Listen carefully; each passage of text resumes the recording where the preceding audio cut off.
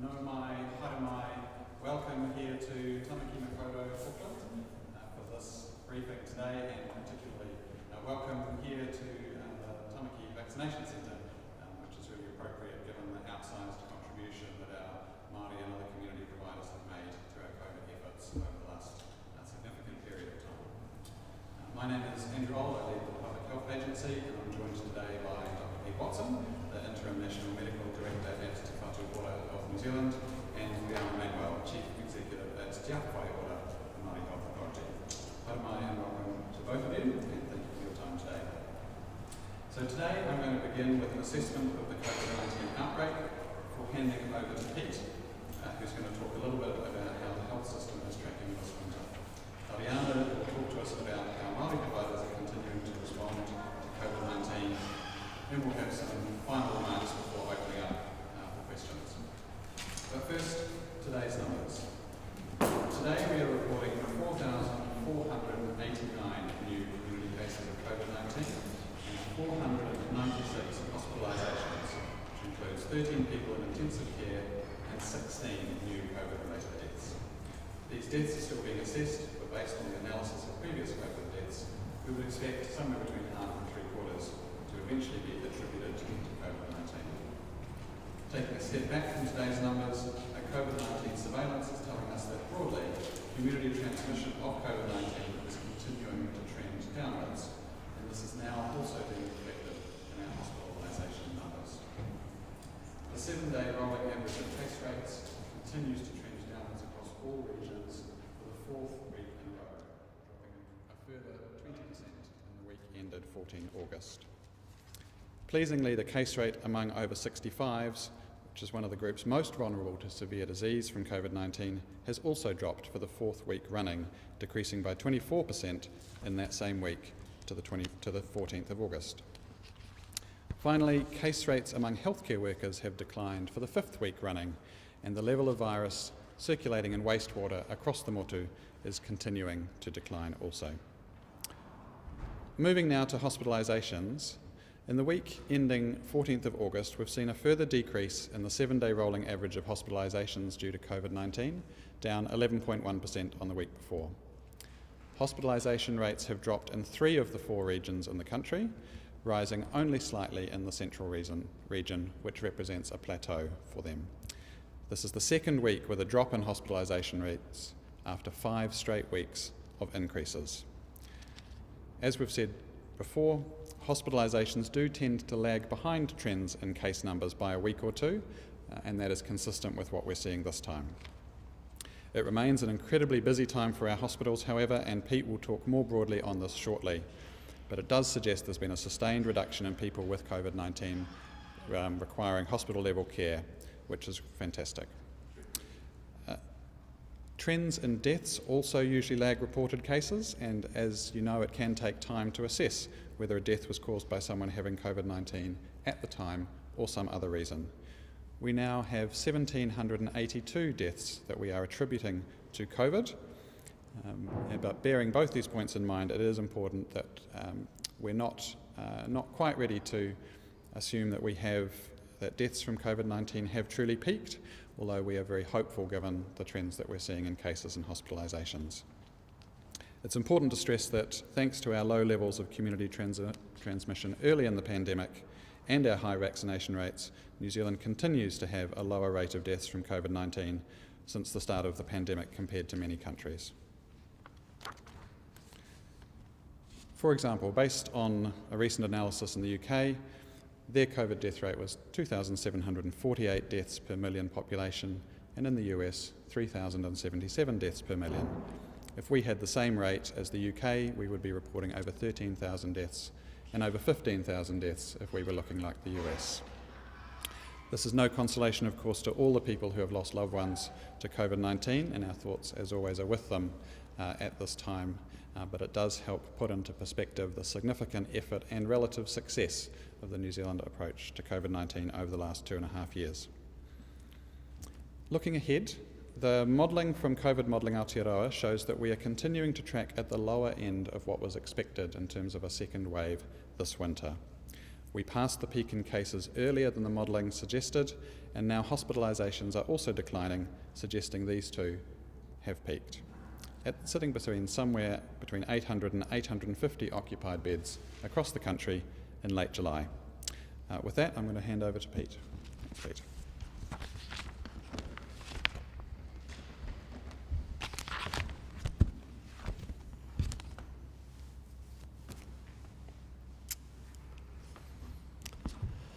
Thank you, Dr. Old, and it's great to have Rihanna here with us as well. Tēnā koutou katoa. So yes, the recent drop in COVID-19 cases is an encouraging trend. By each one of us sticking to public health measures, we are making a difference. That is despite the fact that over this winter, we and our health system have faced a really huge set of challenges.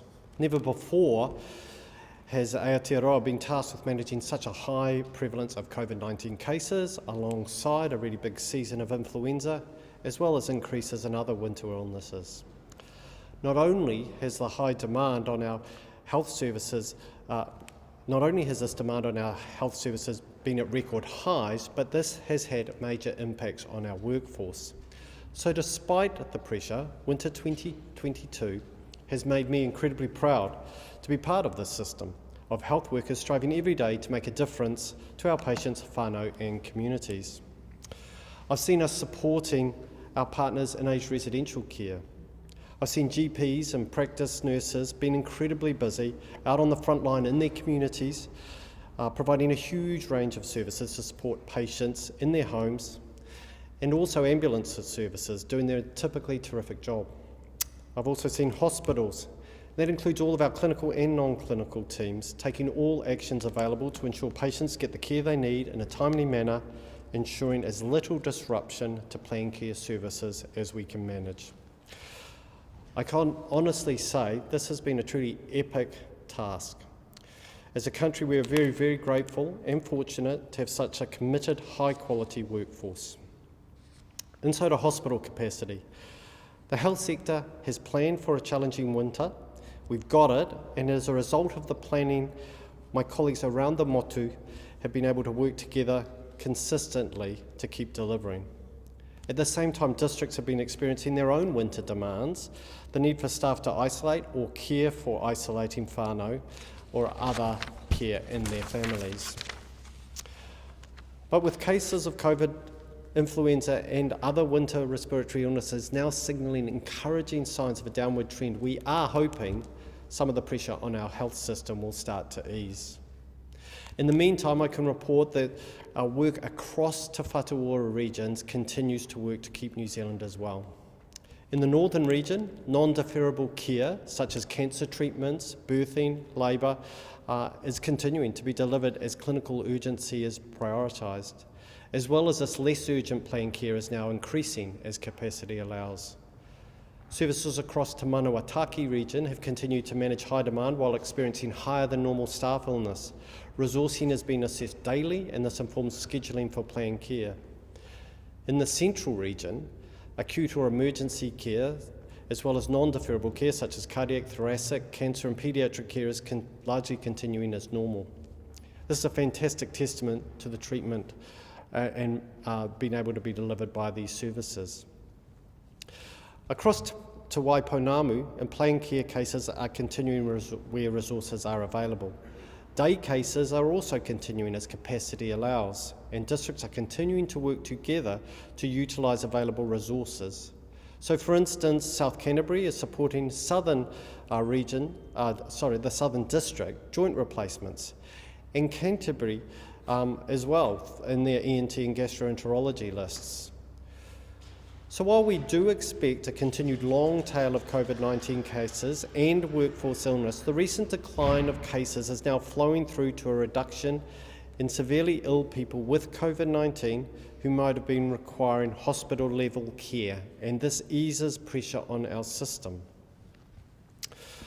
What about RSV? So respiratory syncytial virus in the northern region has been a particularly common cause of hospitalisation for lower respiratory tract infection for under 2-year-olds. Last year, at this time in the northern region, we had 3,800 cases. At this time, we only had 248 positive cases. In fact, during the peak of last year's RSV outbreak, the end of July, start of August, the northern region was dealing with more than 600 cases of RSV a week. Weekly cases this year have so far remained under 100, averaging around 60 cases a week. Of those positive cases that have required hospitalisation, the average stay in hospital has been 2 days. We are also not seeing the same week-on-week increase in cases as we saw in last year's peak. So again, these are encouraging signs. We're continuing to monitor these RSV numbers alongside other conditions and encouraging people to keep up with their current health measures. I'd like to turn to vaccination. Vaccination, of course, remains the cornerstone in our response to COVID-19, but also to influenza and many other conditions, particularly childhood conditions, and it's a very important and critical prevention of measles. We've said it before, vaccination saves lives, but it also reduces the severity of illness and the likelihood of hospitalisation. This winter, the government has widened access to free flu vaccines for people, including children, who are at more risk of hospitalisation, and made second COVID-19 booster available 6 months after the first booster for older New Zealanders and other groups. That's made it easier than ever to get vaccination. So I'd ask everybody, if you're due a flu or COVID-19 vaccination or a measles vaccination, please don't delay, go and get it today. In closing, I want to reiterate the simple things which count. Vaccination, mask wearing, isolating when unwell, testing, and self-reporting results. It's these basic health measures which have served us well to date. If we do these basic things well, we'll help protect not only ourselves, but our most vulnerable people, our tamariki, our older people, Māori and Pacific communities, disabled people, pregnant people, and people who are immunocompromised. We all know and care about someone in these groups, and our actions to date have helped protect them. Let's keep caring about them. Kia kaha, kia ora, koutou katoa. Thank you, and I'll now hand over to Rihanna. Kia ora, Rihanna.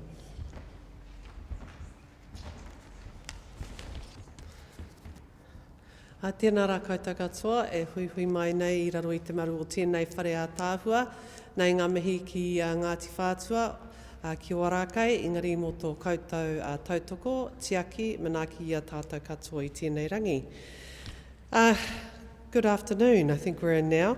I've just got a few things to add and just really want to acknowledge first and foremost the hard work that's been done on the front line all throughout the motu by not only our kaupapa Māori providers or our iwi providers, but by all of our providers, as mentioned by my colleagues. I also want to reiterate and acknowledge the importance of vaccination and what the role that it plays here for our people. It remains the best protection against preventable diseases in general. I now want to talk to and remind ourselves that COVID is not a seasonal disease or virus, and while COVID numbers may be decreasing, our Māori providers are still too aware of the work that lies in front of them. And whilst those providers are out there working every day, I want to acknowledge that they are a defence force who provide unwavering commitment to our Māori communities when called upon. And not just the Māori communities, but all communities around the motu. Across the country, they are working at pace to keep providing the services that are not just services around hauora, but also acknowledging the kai hub, the health in the community, care in the community, and those who are isolating. Our outreach programs such as Te Whātoro Hauora Outreach, which is a collective and collaborative of Te Tautokero providers. They mobilise through 6 campervan units. They get out to hard-to-reach areas of the north. They set up this in June this year and, of course, include the 6 providers such as Ngāti Hine, Te Whare Āwhina o Ngāti Tautai, Te Hau Āwhiowhio o Tāngarai Trust, Te Iwi o Ngāti Kahu, Te Manga Pūriri and Te Raro Trust purchased the campervans and have provided the services. It was an opportunity to be mobile, to reach more remote communities, because whilst we have our clinics and our hubs in our more urban centres, we have to remind ourselves of the need of our rural communities. And also want to acknowledge urban initiatives such as Tāmaki Health Hub. This is a Ngāti Whātua Ōrākei initiative who not only vaccinate here every day, and we've just seen it for ourselves as we walked in, but they also offer a social supermarket, full health checks, vaccinations, and of course childhood immunisations. I just want to point out that initiatives that have popped up during COVID, such as the social supermarket, have been one of the most amazing disruptive innovations. And I just also want to acknowledge that prior to COVID, kaupapa Māori providers would often reach out and provide these services. So to have them recognised and ongoing funding available means that communities and our whānau, wherever they may be, are able to access basics such as kai, housing support, and of course this all goes to improving wellbeing for our people. So on that note, one final shout out to all of those providers. Kia kaha, kia maia, kia manawa nui. Kei konei mātou e tiaki, e aki i a koutou i tēnei wā. Just to say that we acknowledge that you're all out there on the front line. We're going to be doing everything we can during this process of te whatuora, te aka whaiora and te manatū hauora, providing better care and services for our people. Mauri ore te whare.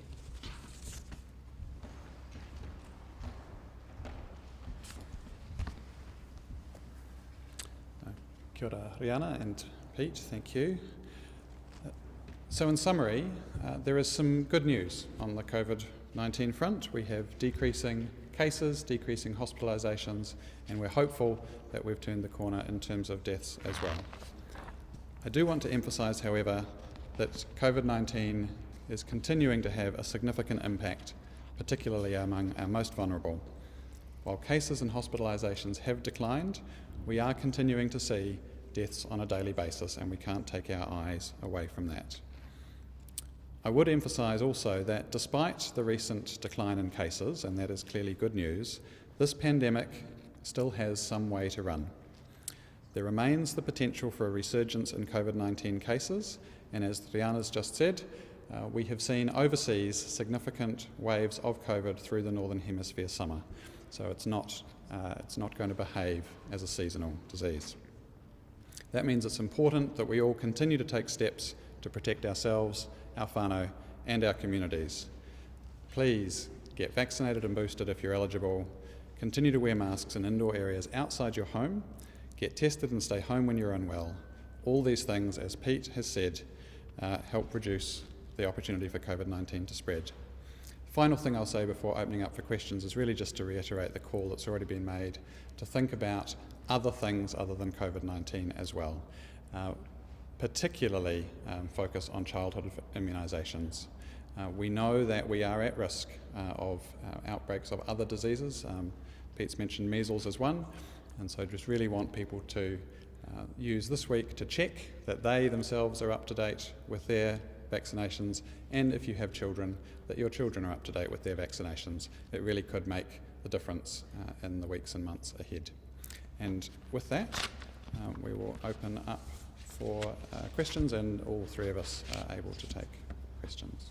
As you said there, Andrew, we've seen cases dropping out for a number of weeks, so it's really safe to say that we're well over that second wave now?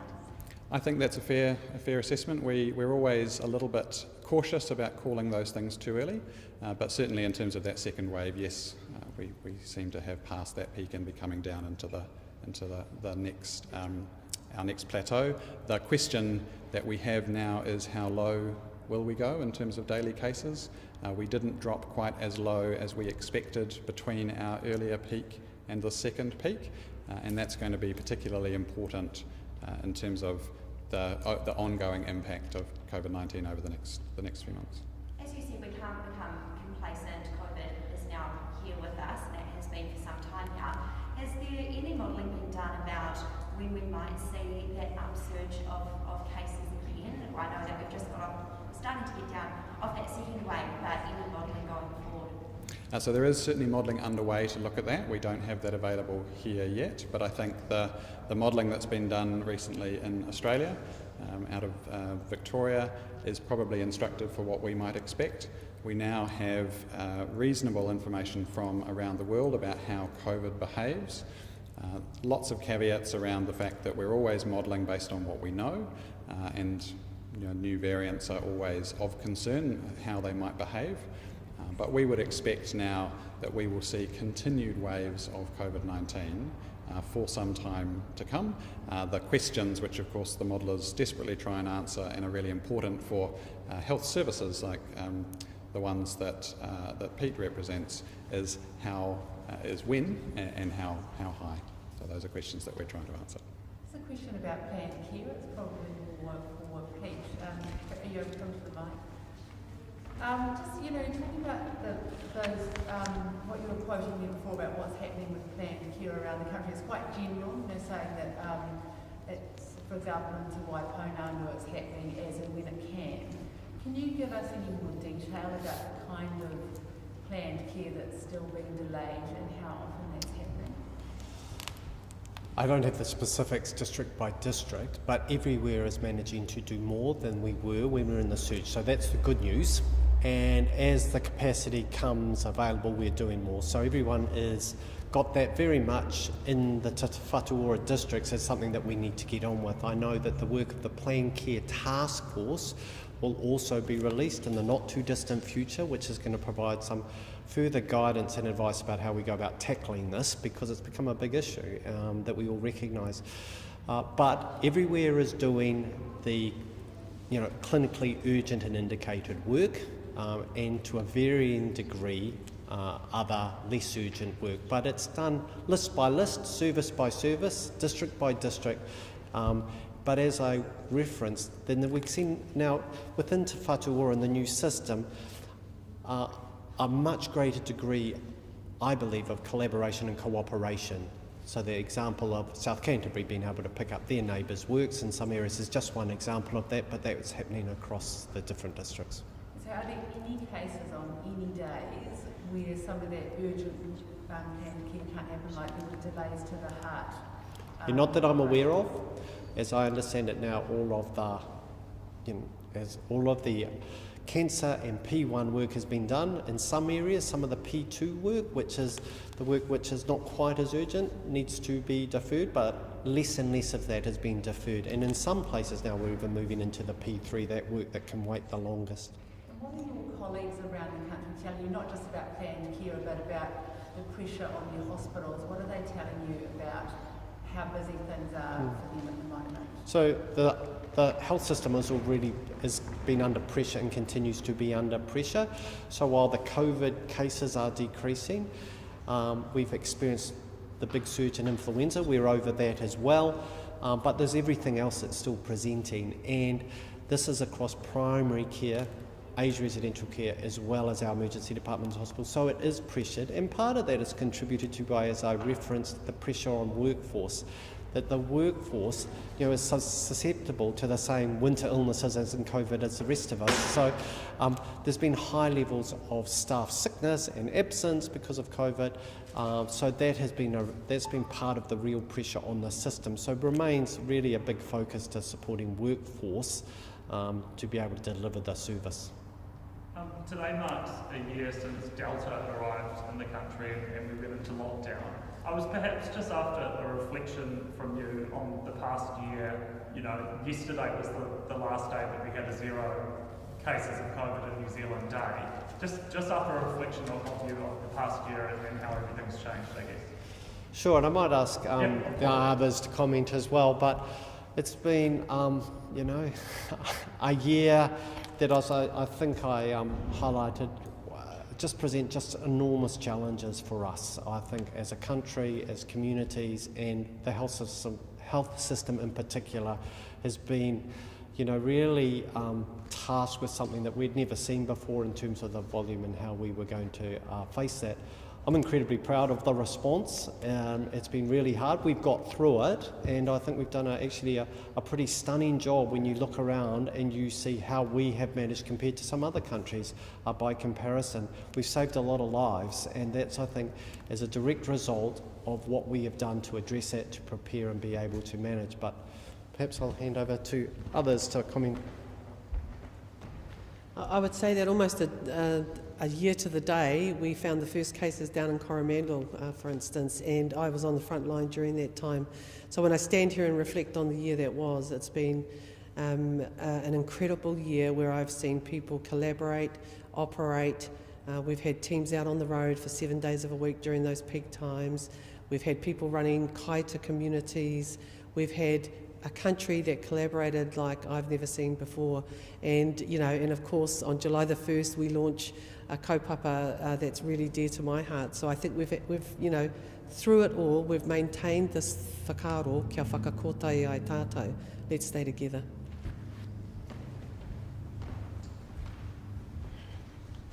Thanks.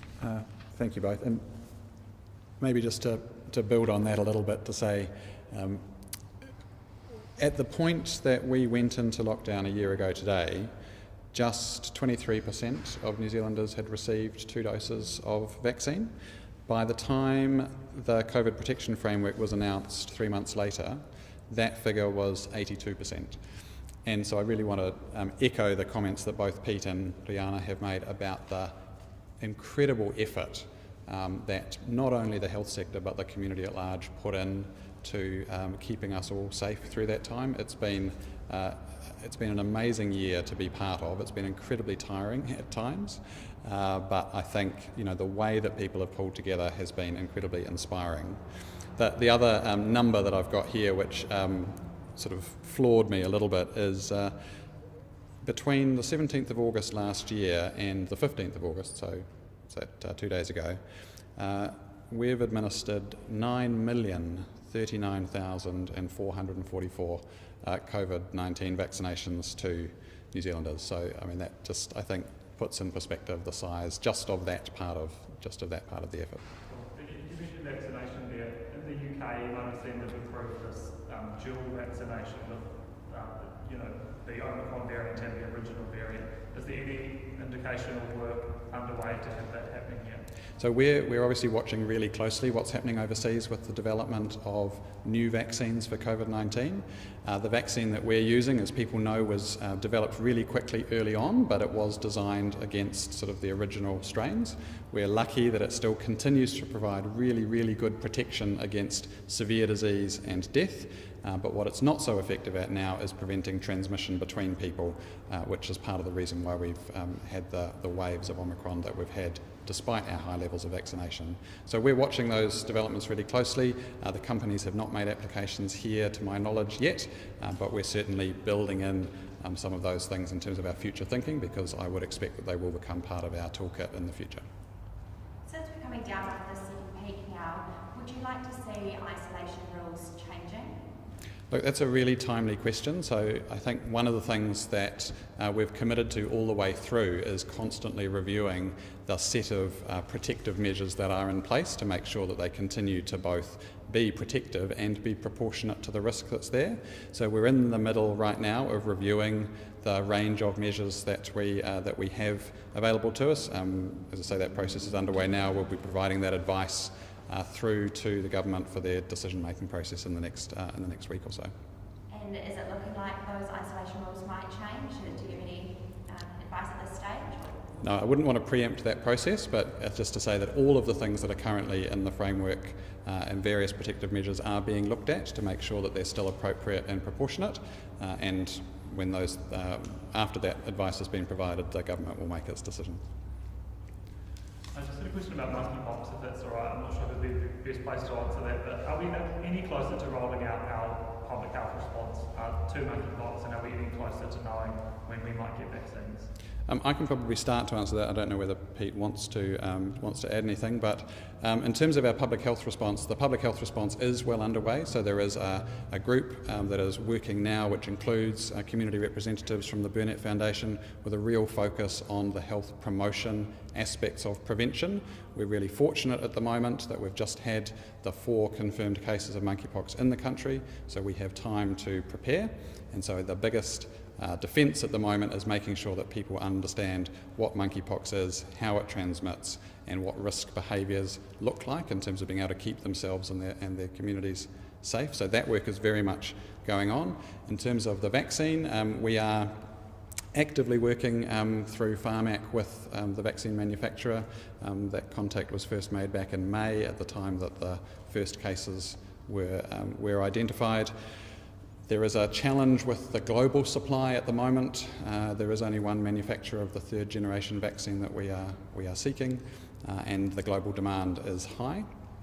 And essentially, what the manufacturer is prioritising countries where they have significant outbreaks. So that does mean that we're likely to not be right at the front of the queue, but we are hopeful that we'll have more information about a confirmed timeline to share in the next week or so. To ask about the man who was masquerading as a doctor at Middle Wimpage. Can you, I'll just wait till you're there. Where are Middlemore's investigations at into that situation? Sure. So as you'll know, that person is no longer employed by Te Whatu Ora County's Manukau, and the matter is now with the police. So as I understand it, an investigation is being undertaken there. I can reassure people that we've undertaken a review of every patient seen by that person, and there have been no concerns found at this point.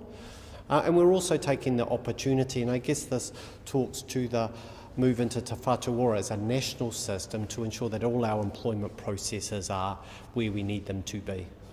And in terms of you were also reaching out to talk to patients. Do you know how many you've been able to talk to? I caught up with that this morning. We're making really good progress on, we haven't managed to contact all of them yet, but all of them we have. There's been no issues identified. And we've heard that there were about 80, is that correct? Yep, that's correct. It's time for a couple more questions, folks.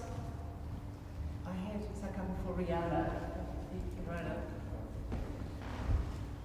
Just another case that's been up this week about Māori man in Whanganui who died after getting complications from an ear infection, and there was suggestion of bias in his treatment.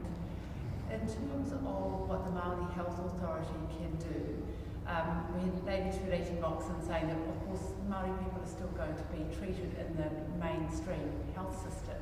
Where do you see the Māori Health Authority's role in trying to prevent things like that happening? So this is where the importance of partnership between the organisations, all three of our organisations, is imperative to make sure that cases that are so simply preventable, and of course our aroha goes out to the whānau and to that gentleman, because that's not the ideal, it's not the value proposition that we want to be able to offer our people of Aotearoa.